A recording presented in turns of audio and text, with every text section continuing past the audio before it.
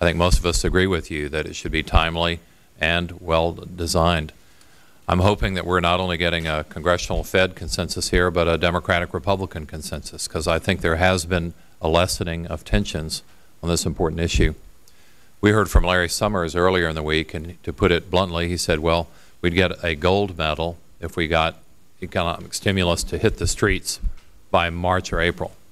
We'd get a silver medal if it were June or July, and maybe no medal at all if it was next September.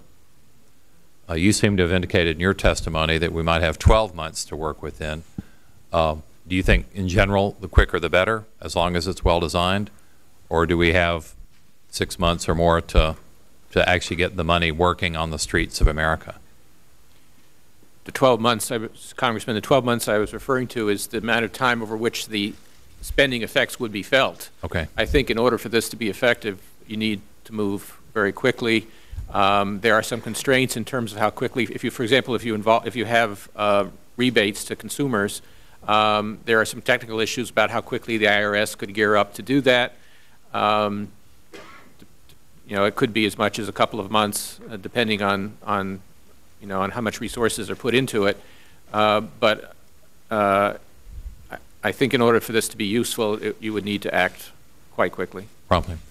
And that will necessitate some sort of bipartisan agreement so that we can move this very quickly.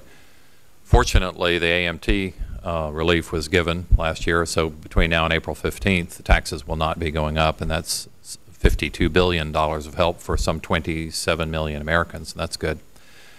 On the design of the package, that's the key question. And you were talking earlier to Mr. Garrett, saying that this could be accommodated within PAYGO, because PAYGO only says that things have to be paid for sometime within the next 5 years. And that gives us till 2013 to pay for this.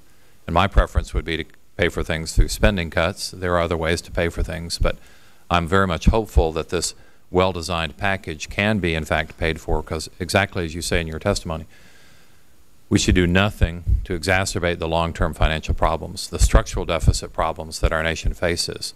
So I think that's going to be the key challenge for policymakers today, to go ahead and have the short-term fiscal stimulus, but to make sure not only that we do no harm in the longer-term future, but that we actually try to improve the long-term outlook. Because I was very disturbed last week when Moody's joined Standard & Poor's, who had indicated a year earlier projecting that the U.S. Treasury bond might lose its AAA credit rating in about 10 years.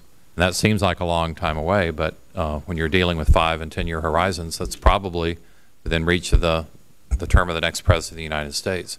So long-term situations cannot be ignored as we debate this short-term fiscal stimulus. So I welcome your testimony, and I appreciate your guidance for this Congress. Thank you.